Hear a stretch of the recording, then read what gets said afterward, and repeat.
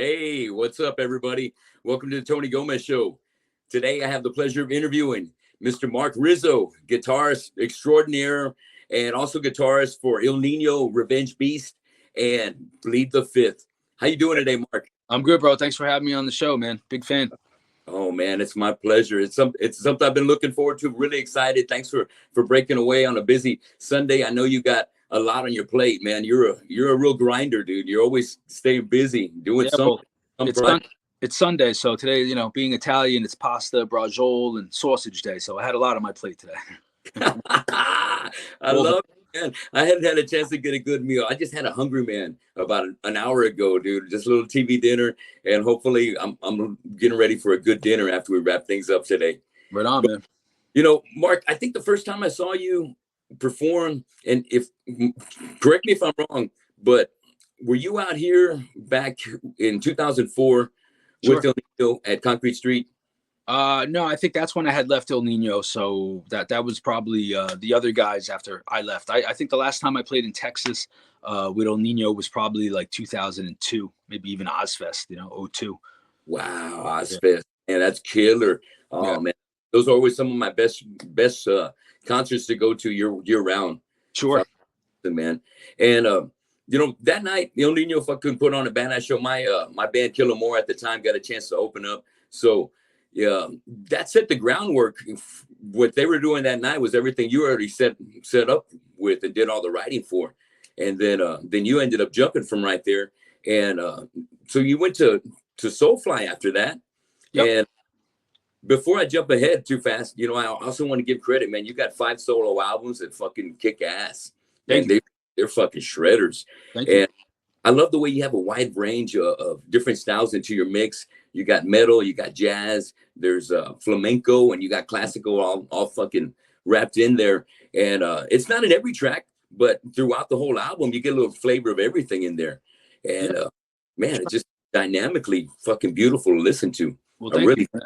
I love guitar music. It's always been my favorite style of music, no matter if it's punk, hardcore, thrash, death metal. I love anything that's played on the guitar, and that's yeah, like virtuoso style of playing. And that can be punk too, man. I mean, I love the Ramones too. I love the Sex Pistols. So yeah. anyone who's just playing guitar and putting passion behind it, that's what I like. Is people that are passionate about playing their instruments.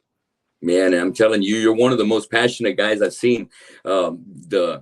The energy and your sheer presence on stage and your aerial abilities, man. I love the way you're jumping in the air and getting kicks, and I love to jump on stage too.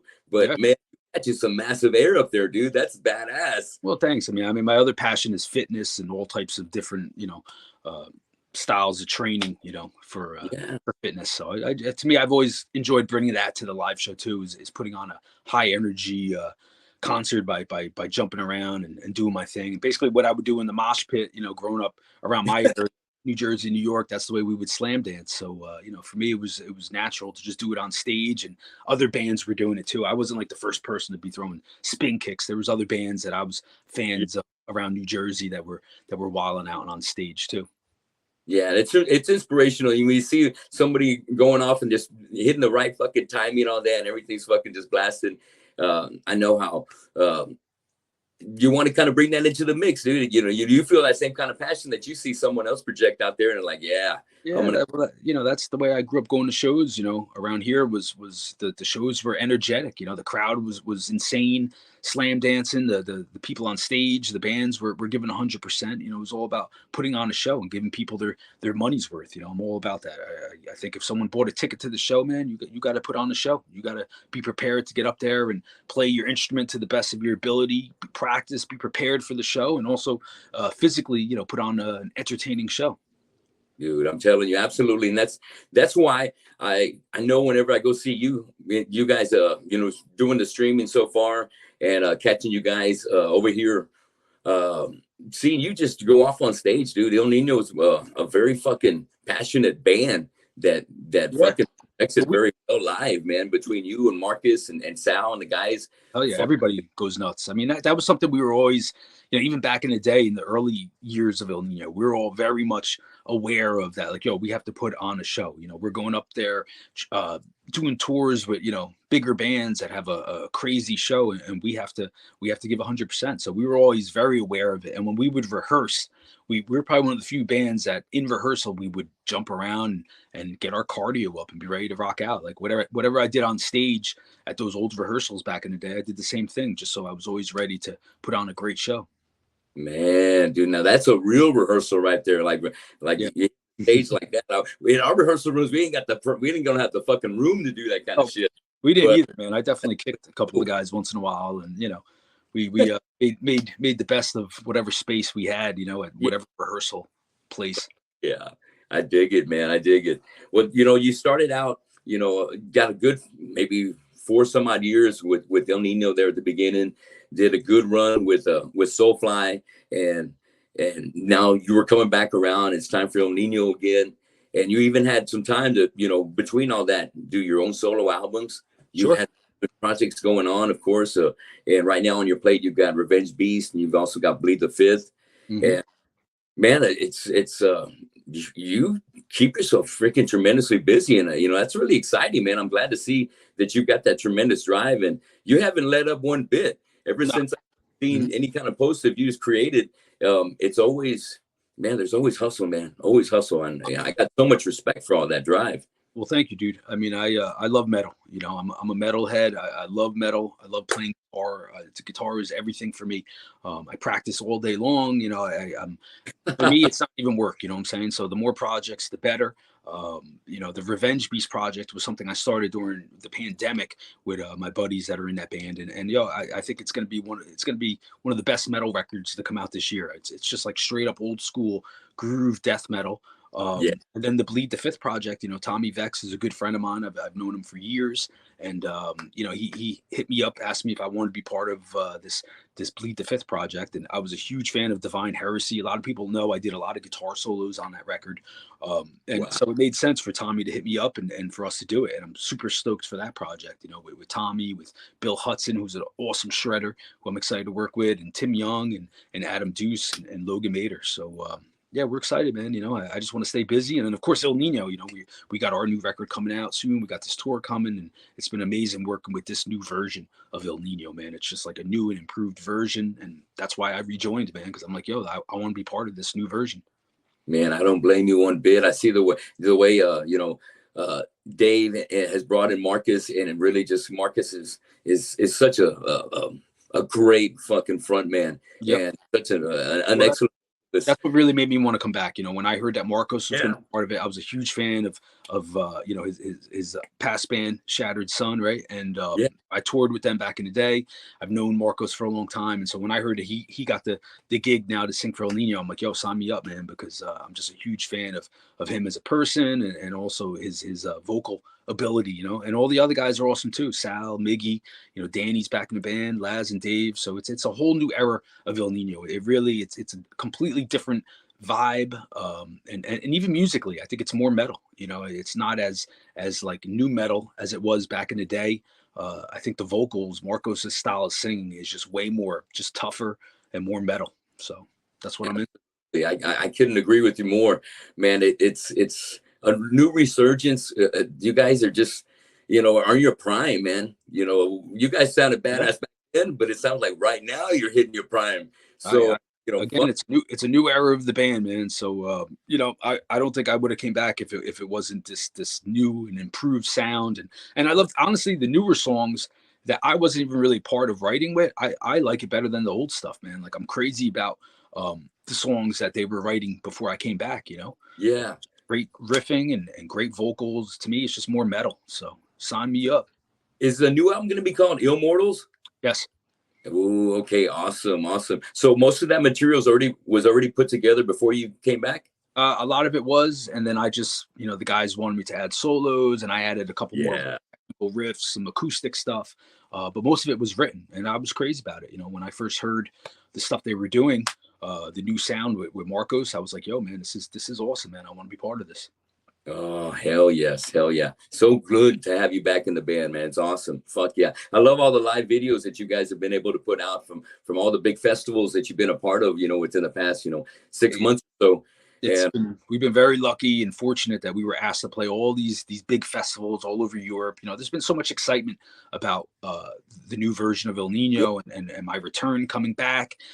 So it's been awesome, man. You know, because it was a rough year during pandemic. You know, when I split from Soulfly, I know a lot of people were bummed out.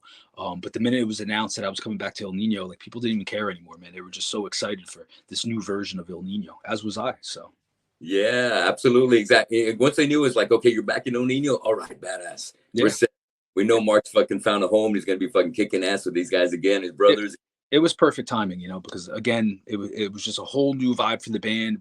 We did this live feed during the pandemic, which was a genius idea that Yes. Dave and Laz came up with, where let's get all the original members basically back and do this live feed, which was something I was dying to do because during the pandemic, I really, other than Revenge Beast, you know, and my solo stuff, I wasn't really doing much. You know, I was working a day job, and Yeah. so when they called me up to do the reunion on the live feed, man, it was a really amazing vibe. It was a great feeling to play those old songs again, and it just made sense, you know. And then like maybe a couple weeks later, they asked me to be part of this new version of the band.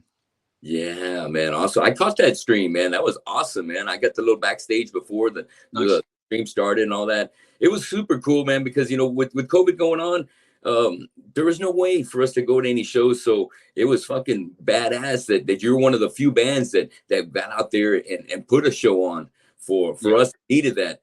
You know, It was really important. I mean, yeah, it was the whole lockdown thing, especially up here on the East Coast, was just ridiculous in my opinion.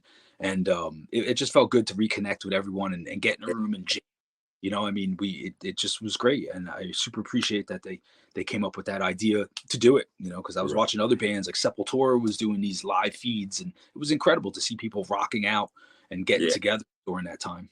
Making the best of the situation. What else can we do? We gotta, you know, improvise, adapt, and overcome. And That's I'm it. glad that you know everybody figured out a way to finally get it going, and we got our metal fixed one way or another. Yep. And you know, so how does it feel now to be able to celebrate 20 years of fucking Confession and being able to have this tour coming up? We're going to be doing the entire album. It's pretty cool because I know a lot of people really love that record, and I had left right when that record. I had recorded the guitars on the record, me and Jardel, and I never got to play those songs live. You know, so for me, it's pretty cool. You know, I don't think I really saw how important that record was to people. You know, and I'm starting to really see it now, 20 years later, that people really did love that Confessions record, and I was Yeah. a big part of the writing process and the recording of the guitars on that record.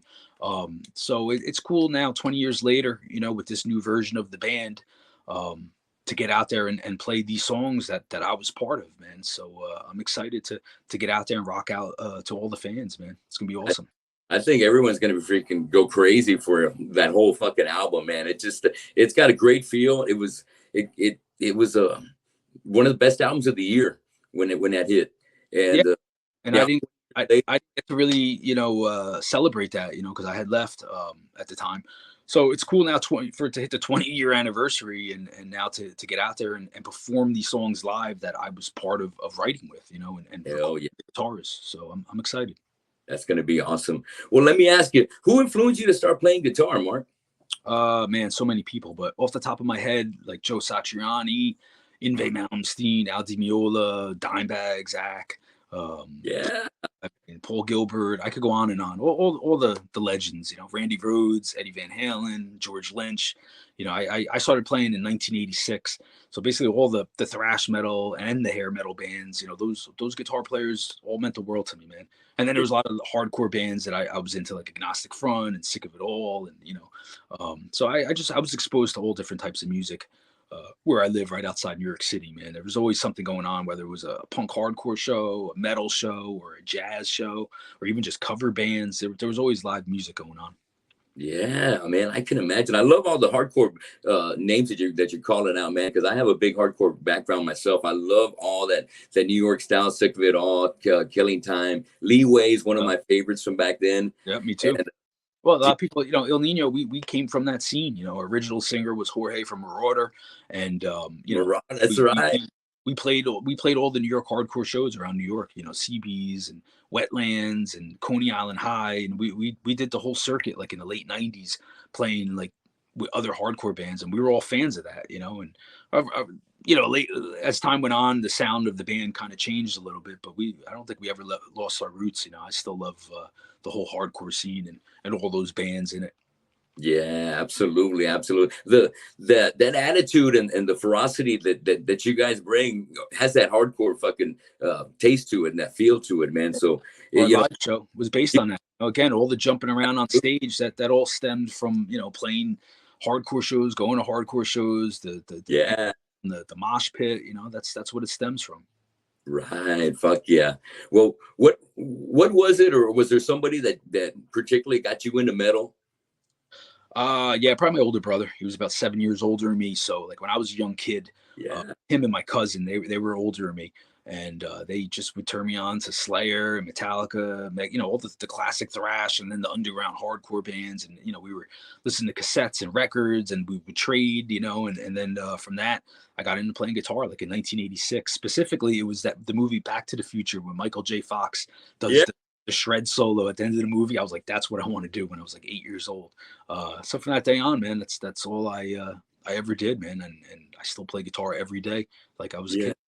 Man, that's super cool. I caught Back to the Future just the other day, and I was just, I caught that last part where he's doing the Johnny B. Good solo, Yeah. and Well, man, I thought it to was myself, crazy. It was crazy. Like when I was a kid growing up in the '80s, around my area, everybody played guitar. Man, that was like the thing. Was everybody wanted to be Eddie Van Halen? I mean, I think all my friends at least attempted to play guitar and took a yeah, couple lessons. Like that was just the in thing to do was to play guitar, man. And for me, it stuck forever.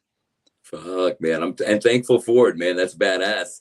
So, what was your first concert or first show that you went to? I saw a lot of like early shows that weren't metal, but probably my first like metal show go to a club I'll Yeah, never forget was 1993. I saw Crowbar and Sacred Reich um, yeah, at a famous old club by us called Studio One in Newark, New Jersey, and that was my first metal show. I was like 16, and first time I got in a mosh pit, and it was just yeah.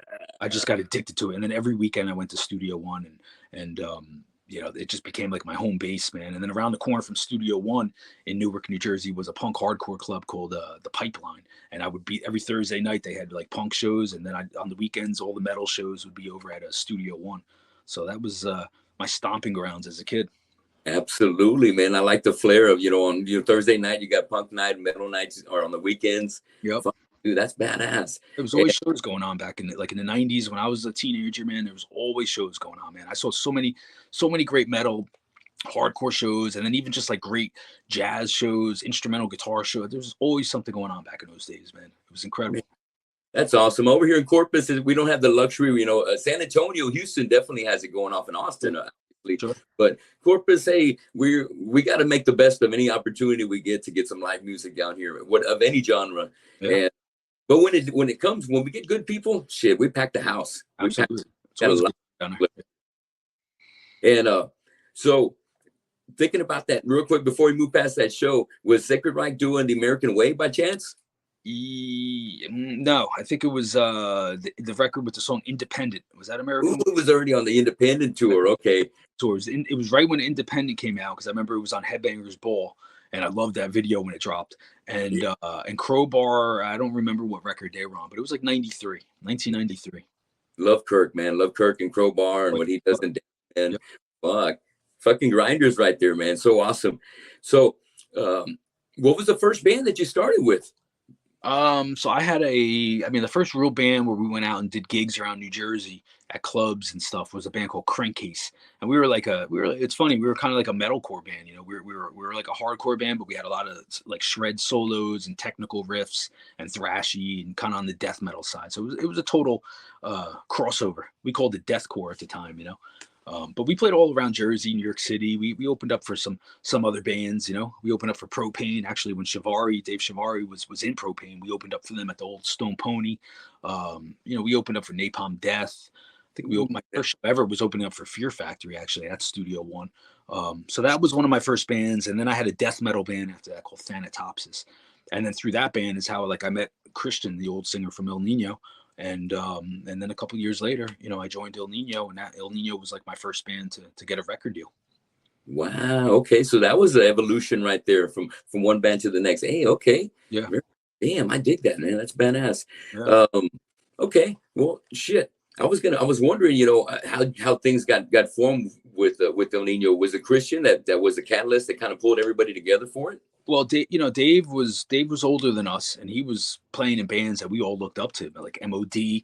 and Propane and Laz Rocket and who else? I mean, he Gothic played Slam. Gothic Slam. Gothic Slam was like really big. They were from Jersey, so we all knew who Dave was in those bands. Yeah. Me and Chris we were friends going back to like '93, '94. So he was a little bit older than me, and I guess he was introduced to Dave through a mutual friend. Um, and then when he started playing, El Nino had started up because George from Marauder and Dave had toured together with Marauder and Propane. So they Okay. decided to start a band up and called it El Nino. And then Chris started playing bass in that band. And when they were looking for a guitar player, Chris thought of me. So then I wound up coming down to auditioning, getting the gig, and that was the early beginnings of we were actually called El Nino at that time, and it was definitely more hardcore. We were like a metalcore hardcore band with a Latin vibe. Damn, badass. Okay. Well, what was it that made you break away from El Nino? Back in '02, Yeah. it was just time, man. I just wasn't happy about what was going on at that time. Um, Okay. it was time. I split, at that time.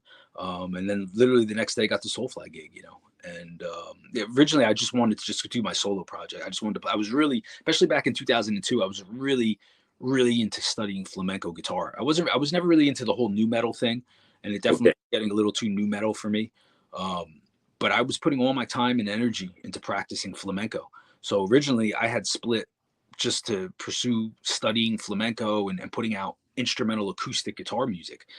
That was my original plan. Was I just want to put out like acoustic instrumental records. I just was really into that. And then I got a call from Roadrunner asking me if I wanted to join Soulfly. And I was like, at the time, I was like, hell yeah. So literally like 2-3 months later, I went out and made the Prophecy Soulfly record. And the thing because I was so into flamenco, I brought that vibe to Il Nino back in the day, and then I brought it into the flamenco influences, because that's really what I was into at the time and what I really wanted to pursue. Man, I dig it. That flavor is gonna come out in pretty much anything you're gonna be a part of because it's you, and so it's gonna come out one way or another. And I think once people, whenever people would hear me in the dressing room yeah, playing and practicing that stuff, everybody was like, "Come on, we got to put it on the record." I mean, that's how it happened with Soulfly. Even with El Nino, it was they knew on the road I was always practicing flamenco in the back of the bus, and it was always like, "Come on, we got to put this on the record." So, yes, that uniqueness of having that is a commodity that maybe just you and another band or two may have out of well, all the bands that yeah. exist. At the And time, it was very unique, definitely. But I'd like to give a shout out to my buddy that just passed away, Ben Woods, who had a project called Flametal. And at the time, like we were really the only two guys out there that were really incorporating like I don't want to say like more nuevo flamenco for me. Ben yeah, was a very traditional flamenco guitar player, and he did it way better than me. And he just passed away a couple months ago. But he was a genius, man, and one of my good friends. And we did some collab videos together playing acoustic stuff, and it was unique, and he did it even better than I did. So that's why I always like to mention Ben, because he was like a real traditional flamenco guitarist who studied and could play traditional flamenco, but he also was a big fan of metal. Whereas me, I just kind of dabbled in flamenco. I was never that good enough on flamenco, but I would mix it with metal too. So at the time, it was different. Yeah. yeah, definitely different. And rest in peace, man. Goodness. Everyone check him out. His music's got to live on, man, because he was just a legend in my eyes. Man, badass. Best wishes. God bless him. And so it was about that same time you ended up putting out your first self-titled solo release. Yeah, again, like in '02, I had left Il Nino, and I was working on my instrumental record, trying to get it out. And then what happened was uh, Mike Varney from Shrapnel Records, who put out like all the shred stuff in the '80s, the cacophony stuff, Marty Friedman solo records, Jason Becker. Yeah. He got a copy of my demo, and he offered me a deal. But the only thing he said was, "I love it. I want to put out your acoustic stuff, but I'd like you to do incorporate some more of the metal." Um, and shred metal, you know. And at the time I was like, man, I haven't played like electric solos because I never really did that in El Nino. Um, so I had to really practice. And then I put out my first solo record, Colossal Myopia, which came out around the same time that the Soulfly Prophecy record came out. And it actually, there's a lot of similar riffs that I wrote that are on Colossal Myopia. And you can even hear the stuff that I came up with on the Prophecy record too. Acoustic stuff, solos, the rhythms, you know, it was around the same time I was making both those records. Yeah, so that groove's kind of carrying over from one thing to the next as you're writing. Absolutely. So you also you have your own record label, is that right? Flamenco Records. I called it Flamenco because that was when I put out my first CD that Mike Varney got his hands on. That I put it out myself, and the label that I created was called Flamenco. You know, it was just like a spin word, flamenco. Yeah, I don't really do much of that anymore. It was something to put out my own music, and then I would put out my friends' music. I'd put it on like a compilation disc, and when I was on the road, I would put it out for free on the merch table. So it was something I did for a little bit for fun. Very cool. That's very cool. Well, hey, you guys got to do it yourself. So you make your own label and put it out there. That's badass. Yeah. You make it work. Hell yeah. And I see that around that time you had another project called the Committee of 13. What's that about? That was another project where I was kind of I was doing, you know, mixing more hard rock, melodic vocals. So we put out one CD. It's like out of print now, but you can find it on YouTube, and it's similar to what I was doing in El Nino. But I was doing a lot more of the solos and technical riffs. You know, it was definitely more metal, which was something I always wanted to do on those early El Nino records. But it just at the time, I don't think people were ready for the shred solos, and I wish I did it on those records, you know. But it was something it was one of the reasons why I had split back in the day was because I wanted to do more busy guitar stuff. You know, I wanted solos and technical riffs and just evolve as a musician. Right, man. I get it. I get it. Sometimes, you know, maybe, you know, you got to go on your own to make that happen. I get it. Which is funny because now the new El Nino record, I'm doing tons of solos and there's all these riffs now. So it's pretty cool how it's come full circle, you know? Yeah, man. It's like, hell yeah. Hey, whatever Mark wants to do, let him do it. It works. Mm-hmm. Fuck yeah. Well, what about this other project I saw that you, I think it's an EP called Cortez. So Cortez was a project that we started. Roger and I. Roger was the Vasquez was the original percussionist from El Nino, and he's actually an incredible singer.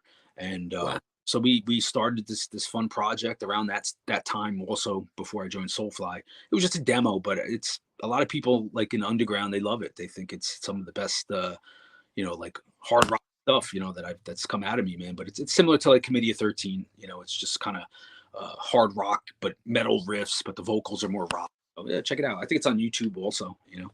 Man, I'm going to look that up, man, because I brought it up on Spotify, but nothing came up on that one. So yeah, it's from years ago. I got to probably remix it, and you know, I got so many things I got to work on like that. Yeah, I know what you mean. I get it, man. You got your hands. There's so much of your material that you've collaborated with so many different artists, man. Yep. I'm really just blown away how much you've already got out there, and how busy you've kept yourself. And you know, another band that you were in there in the mix around that Soulfly within those years was the Cavalera Conspiracy. Oh yeah. So yeah, how was that jamming with Igor? So that was awesome. You know, obviously I was a big Sepultura fan back in the day. You know, Andreas Kisser was always one of my favorite guitar players ever. Let me get a little more light, sorry. And you know, so when I got asked to be part of the Cavalera Conspiracy, you know, it was like, all right, man, if we're gonna do this, like I really want to bring it back. You know, listen, that was always my goal, even when I joined Soulfly, was to get Max back to the thrash metal sound, because that's what I always loved. I never was really a big fan of nu metal. So when we started, I was always pushing that thrash sound. I was always playing Beneath Remains riffs for him, showing him like, yo, I can play this stuff. I know these solos note for note. You know, I studied Andreas's playing because I was a huge fan of his, still am. So I definitely feel like I brought that vibe into the band. That's why the Soulfly records always got more thrashy, more death metal. That's why the Cavalera Conspiracy was always more thrashy and death metal, because I was always pushing those riffs. And also I would like to say Cavalera Conspiracy, the first record that Joe Duplantier, he did a lot of writing on that record. A lot of writing. You know, he really didn't get the credit he deserved on that first record, and I think that's why he didn't stick around to do the tour with us. But he brought a Gojira vibe to that first Cavalera Conspiracy record, and it shows. It's a classic, amazing record, man. Yes, It fucking kicks ass, man. One of my favorites in your collection that you've been able to put together. Yeah. And, okay, so you knocked out 8 albums with Soulfly and spent over 15 years with them. What was it? What happened that made you leave the band? I mean, listen, I talked about it a lot, I'm trying to move forward now, but basically it just, when COVID hit, there was just a complete lack of regard for the band, that we're not part of the family and the crew guys. And I just said, you know what, man, if the right thing isn't going to be done during this time, then I don't want nothing to do with it when it's time to hit the road. I gave 18 years of writing, working hard, giving all my time away, my whole life, to dedicate to this. And when COVID hit, like the door was just shut on trying to help anybody out financially and to try to generate money. So I said, you know what, man, I'm done. I want nothing to do with this anymore. So I moved on, and it's been nothing but awesome things since I moved on. That's great. Hell yeah. And you know what?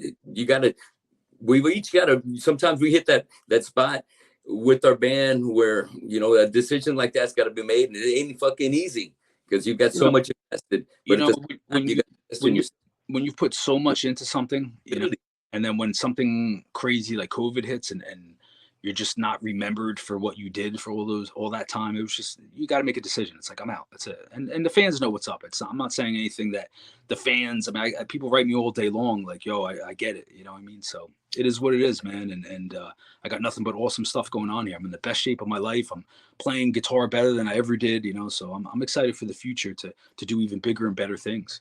Absolutely. You're doing them, man. And so there was also a little stint in the Misfits. Is that right? Oh yeah. Those are my buddies, man. I'm good friends with Jerry Only.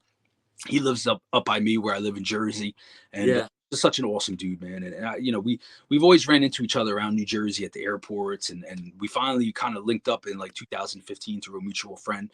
And Soulfly had taken off like almost like half a year, and Jerry was like, "What are you doing?" I'm like, "I'm nothing. I'm waiting to get back out on the road." He's like, "Well, why don't you come down and jam with us, man?" And so we recorded 2 songs, and then I flew out and did the Comic-Con in Holland, I think it was, or the Netherlands, and it was awesome. And I was actually at that time in 2015, I came very, very close to joining the Misfits and leaving Soulfly in 2015 because I wasn't happy in Soulfly even at that point in time, with just everything.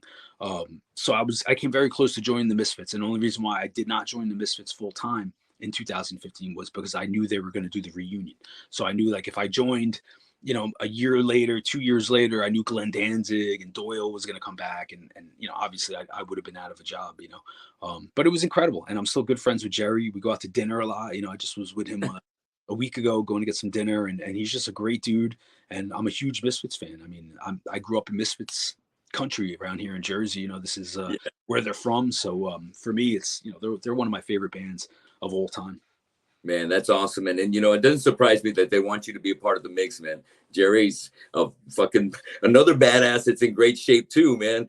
True legend, man. I mean, he's he's been doing this since the 70s, man. And the guy gets there and still gives 100%, plays his instrument and rocks out and then hangs out with all the fans. I mean, I always admire that. And that was something I learned from Jerry when I toured with him, was when the show was over, he would sit down on the stage and hang out with all the fans and sign stuff and just be so sincere with everybody. And that always stuck with me. And I like to do the same thing like Jerry does, which is just be real with the fans and just hang out with everybody on the real. Absolutely, man. And the fans always appreciate that. When we go see our stars, man, we love that. We love that when they can just share a minute or two of their time, take a picture, answer a couple of questions. Yeah. It means the world to us. It really means the world to us. Yep. And people always remember how you make them feel. They may not remember a lot of shit, but if you make people feel good, like Jerry makes his fans feel good, and like you've made your fans feel good, man, they're fans for life. They're fans for life. Absolutely. Yep. And I love that you got your own instructional video, your own DVD, man. That's badass. Fucking I think it's on Shred Levels 1 and 2. Fucking awesome. I did that. A company, Rock House, that came out in 2006 or 7, I think, and it was cool. It was a fun experience. We put out the DVD. It was in all the Guitar Centers. It basically covered a lot of like stuff that I play on my solo records. So if anyone wanted to learn what I do on that first solo record, it's basically all on that DVD.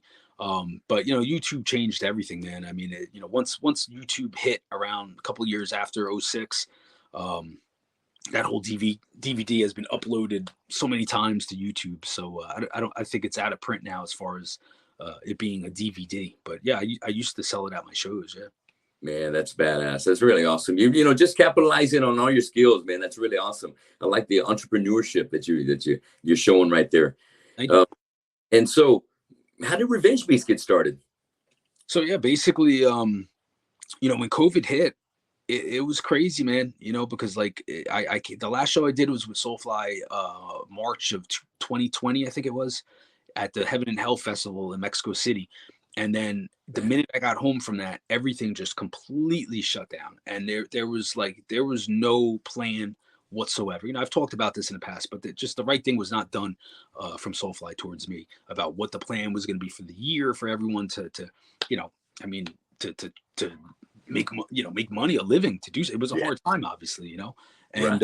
So me and the guys in Revenge Beast, they had another band called Purgatory Earth that I had produced their record. There were some friends of mine, Doug Brennan and Jay from Baltimore, from this band Purgatory Earth.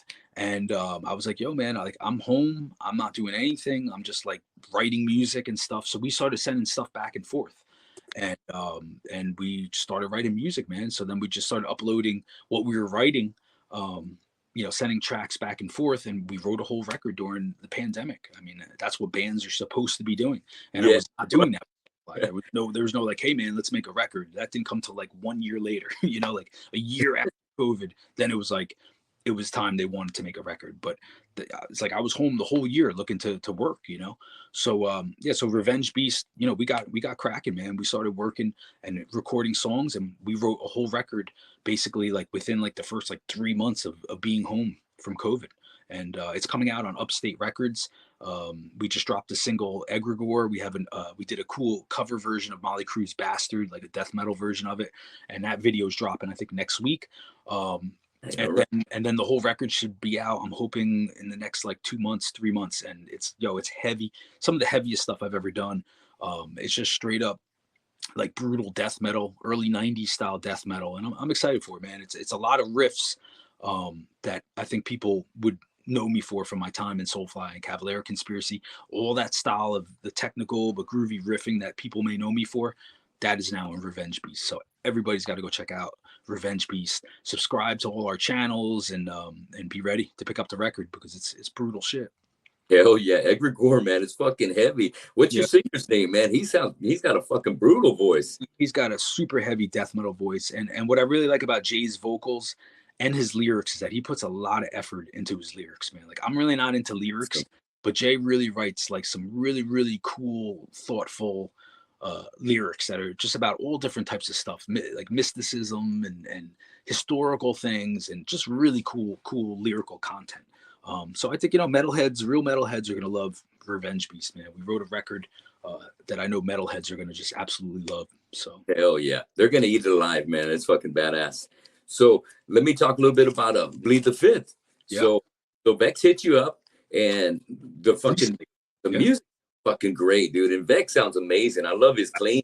I mean, listen, Tommy is one of the most talented singers out there. He can sing, he can scream. He's a total beast on stage. I mean, he's just a super intense, awesome, talented dude. I've known him since the early years in ILL Nino, going back to like 99, 2000. We've always kept in touch. We've always been friends. We've always tried to do things together.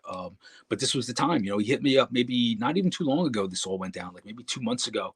He was asking me what I was up to, and he was talking to Tim Young, who's an incredible drummer, obviously, about putting together a project that would play the old Divine Heresy songs, but also write new stuff. Tommy hit me up, man, and I was like, dude, sign me up, because I love that Divine Heresy record.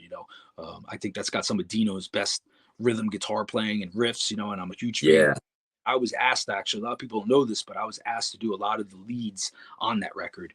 It never got. I think one song maybe credited me for some acoustic stuff, but I did more than that. So it made sense for Tommy to hit me up because Tommy had asked me to come in to do solos on that record. And whatever the confusion was, it's in the past of, why my name wasn't on that record more, but I definitely did a lot of leads on it, and was always a huge fan of it, so the minute Tommy asked me to be part of it, I was like, hell yeah, dude. So our first debut show, we're doing the Whiskey A Go-Go coming up on April 8th out in LA. And I'm super stoked to play all that stuff. And we're working on originals. We got some new originals that are very much, in the sound of those first two Divine Heresy records, man, except that we're doing even more intricate guitar stuff. Because Bill Hudson, who's a amazing shredder, he's part of the project too. So, with Bill Hudson and myself in a band together, I mean, come on, man. It's going to be no brainer for people. Right. It's going to be fucking sick. You guys are a definite super group right there, dude. Yeah. Adam and Morgan. Holy shit, man.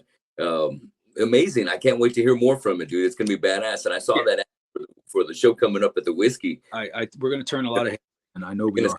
I bet, bro. Yep. That's going to be awesome. Yep. Well, shit. Have you toured with Nita Strauss? I thought I saw a video of you maybe jamming with Josh on drums. Yeah. Josh is my good friend, man. I've known Josh forever, and Nita's amazing, incredible guitar player, awesome person. So with my solo project, a lot of times I go out and I just play with a backing track. It just makes it affordable to travel and go do gigs. I've been doing it for years. So Josh had asked me to open up on the Nita Strauss tour last year, and I did about 1 month with them all over the U.S. And it was one of the best tours I ever done in my life, man. They treated me so good, Josh and Nita and everybody else in the band, and I stayed on the bus with them, and I opened up all over the States, opening up for Nita Strauss, and it just was an amazing time. Definitely, hands down, one of the best tours I ever did, and it was great to play in front of a big audience that Nita draws, and play my instrumental stuff, because it's stuff that I'm really passionate about, is my instrumental guitar records. What a great opportunity to spotlight your what you want to put out there, your instrumental work right there, and to the masses like that, to the crowds that Nita's been able to bring in lately, man. That's awesome. Yeah, it really, I'm super grateful to them for that, because it was right after COVID, and it was one of the first tours I did, after COVID, and it just was just really a nice treat to be able to go out and open up for them, man, and just they treated me so well. So that is awesome. That is super fucking badass. So do you have a follow-up already coming up for The Living Shred Volume 1? Yeah, so that the Living Shred came out last year, and it's just it was basically just a compilation of all my stuff, more the heavier stuff, not so much the acoustic. But I am working on my next solo record. I'm just taking some time with it to really get it sounding the best I can. But I will be putting out a new solo record really soon here. Badass. So I see that the tour for ILL Nino is not going to start till like May 3rd. And so we got a little time here. What are you doing to keep yourself busy between now and then? Well, I'm working on the ILL Nino Confessions record. I've never played that record live, so I got to go back and relearn it all. But I'm also working on the Divine Heresy stuff. I didn't know those songs, how to play them really, other than the solos. So I'm taking all this time off right now to learn the entire Divine Heresy record. And then I'm almost there. I got like one more song to learn, and then I'm putting all my focus on the Confessions record. So I'm practicing a lot right now. I'm just sitting home, just woodshedding and just beating songs into my head, Yeah, man. All right. Badass. Awesome.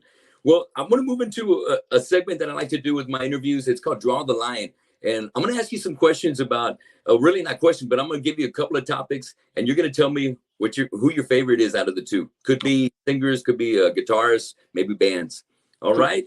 Let's get started with the first two. Who do you go with if you got Joe Stump versus Jeff Loomis? Oh man, that's a tough one, man. But yeah, you know what, man, I love Loomis. He's incredible. Yes. But I'm more of an old school shredder, and I love how Joe Stump, not only does he do his shred thing, but he also he plays like in a Deep Purple cover band, and I love seeing him play in that. I've seen him online, and I love the way he kind of takes the Richie Blackmore stuff and keeps that bluesy feel, but does kind of the Inve thing on top. Yeah. But that's a tough one, bro. I don't know, man. But I would say, because I like the older sound of things, Plus he plays like more strat tones, which I love. I don't know. They're both great, man. But maybe I lean towards Stump. I know him more. I don't know Loomis. I never met him. Okay, all But they're right. both incredible. That's a tough one. I try to make them tough because both these guys they're amazing. Yeah. And so let's see about these next two. How about between John Five versus Buckethead? I'll go with John Five. I never met Buckethead. And I like John Five. The thing with me with shredders is I need songwriting too. And I really like John Five's songwriting. I think the solo stuff, he put out that one record on Shrapnel back a couple of years ago, and I really enjoyed that record a lot. So I'm going to say John Five. Killer, man. John, he's right now, he's on the road with Motley Crue. He's having a good old time filling in for Mick Mars. Yep. Trip, man. That's badass. I'm glad that he's got that big gig going on. That's awesome. Well, these next two guys are like, they're, a couple of the kings, but not only the shredders, but they're also on the mic. Who do you prefer out of Dave Mustaine and James Hetfield? Guitar playing wise, I prefer Dave Mustaine. I think he's very underrated as a guitar player. But vocals, I prefer James Hetfield's old vocals from back in the day. Yeah. But you know what, man? I'm probably let's go with Dave Mustaine just because I really Megadeth is one of my favorite bands of all time, and I don't think Megadeth ever put out a bad record. Whereas I don't like some the later Metallica records. But so I'm gonna say Dave Mustaine. Let's go with him. I dig it. Metallica's taken some chances and done some different things, but Megadeth really hasn't taken those kind of chances. They've done a little bit of everything and always kept it interesting. Yeah, and Dave Mustaine, to be able to sing and play those riffs like stuff from Rusty at the same time and do solos, like dude, he's insanely talented. I think he's very underrated, man. He's one of the top shredders, and then he sings on top of it. I mean, that's insane. I'm telling you, good choice right there. I definitely agree with that one right there too. Now we're gonna go to some vocalists. How about these two greats for fucking Sabbath? Who do you prefer out of Ozzy and Dio? Obviously, that's a tough one. Listen, I love Ozzy. Who doesn't love Ozzy? We all love Ozzy. But Dio is one of my favorite singers of all time. I mean, I love Dio. So I'm gonna go with Dio. Hey, all right. That's a hard one too, man, because each one of them has that different era of Sabbath that made that era that's so much popular. And it kind of pertains to when I ask this question, sometimes it brings them back to their childhood. Did they start listening to Sabbath when Dio was around? Or were I was born in '70, so I started listening to Sabbath. I got wind of it when Ozzy was still around. Yeah. So my preference is the Ozzy Sabbath, but I prefer the vocals of Dio. I just think he's just such a fucking mess. I love Dio. Dio's my favorite singer of all time, man. But I love Ozzy too. I mean, it's tough, man. The one thing I will say when a band breaks up is that, and when they split and two different bands break up, now you get even more music. You know what I'm saying? So they're both incredible, but I just prefer Dio in my opinion. Way to look on the bright side. You're looking at the cup half full. I like that. Yeah. Hell yeah. Well, how about these two monsters? Tom Araya versus Chuck Billy. Oh, man.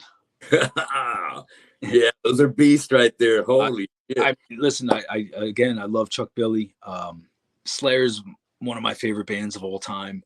Yes. That's a tough one. And Chuck's such an awesome dude too, but I lean towards Tom just because I'm a huge Slayer fan and I'm a huge Testament fan. It's a tough one. These are hard, man. These are hard, I dig it, man. Tom, oh man, I'm sure you could recite as many lyrics as I can, off of Rain and Blood and Hell and Waits, stuff that we grew up with. But I love them both. I mean, it's tough, man. But again, Tom Araya plays bass and sings, and I kind of look at it also be like, that's hard to sing and play. It's not easy to sing and play. For real. And I really we had the pleasure of having Chuck Billy down here when he started doing his management team, and he had Shattered Sun come under his wing. That's right. Yeah, man. I had the pleasure of meeting Chuck over here, and he's such good people. And dude, man. Awesome dude and super talented. I mean, I love his vocals too, so it's tough.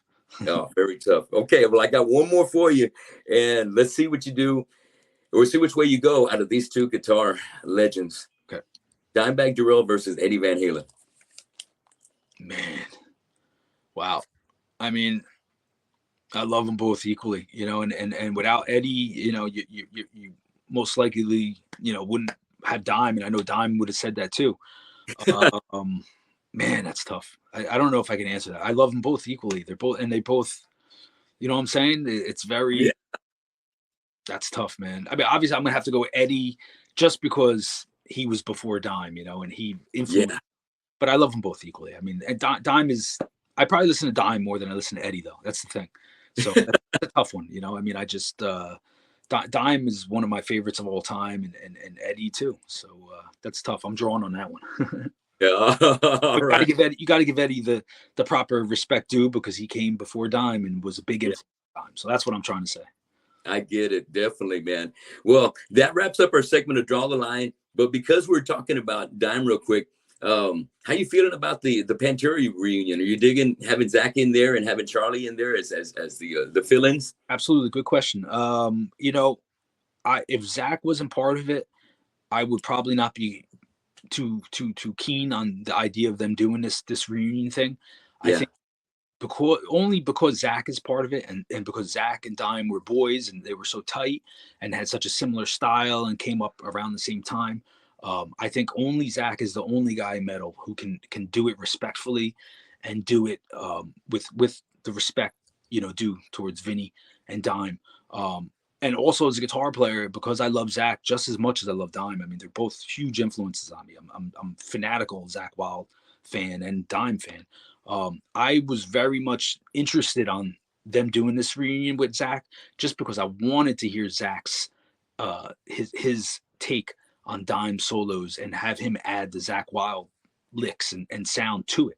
And I haven't seen it live yet in person, but I've watched it online and I love everything Zach is doing. I think it's freaking such a great tribute to Dime. I think he's doing it nothing but tastefully and respectfully.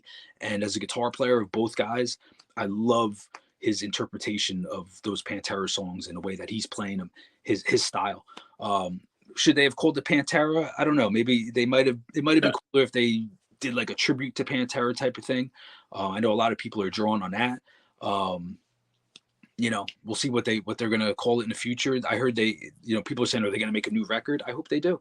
I don't think they should call that Pantera though. If they make a new record and write new songs, I think they should call it something different. But I do want to hear it just because, dude, Zach is incredible, man. And he's such a respectful dude. Obviously, he's sincere about playing those Dime songs. So yeah, it's exciting, man.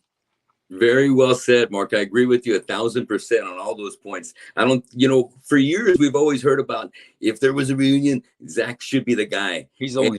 we've seen the videos, the parties all the time. Those Yeah. guys are birds of a feather. Yep. And He's the only guy that could do it. Nobody else. They should have never done the reunion if it was anyone else. Dime is the only guy who can wave that flag, man, and he's doing a brilliant job. So I hope they make a record because I would love to hear Zach's style of guitar playing and writing with Phil and Rex and Charlie.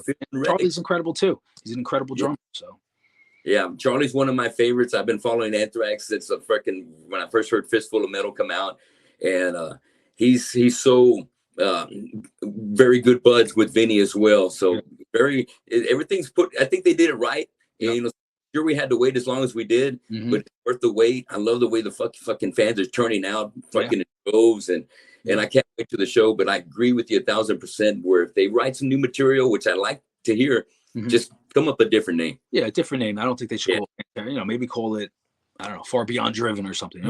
Something similar. That linked to Pantera, but yeah, they should call it something different.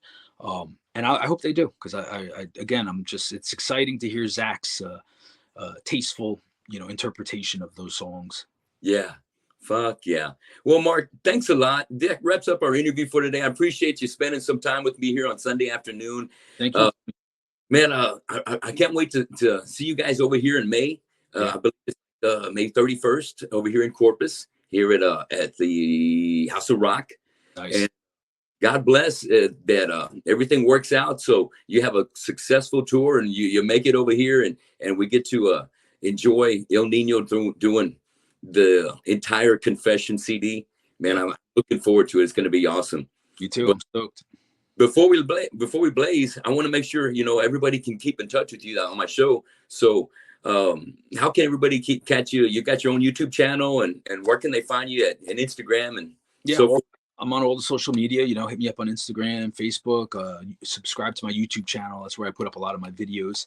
And I'm active on all that stuff. I hang out and talk to everybody. I do my live feeds from time to time, so I'm online. Awesome, man. And when's your next show? I'm playing. I got some just local things coming up Yeah. that are more like jazzy flamenco things. I do that for fun. All right. So that's all on my websites. Those things. But my next like metal gig for the metalheads will be March 17th. I'm playing a place in Kentucky, and that'll be a metal show, solo stuff. So everybody can find all that info on my social media.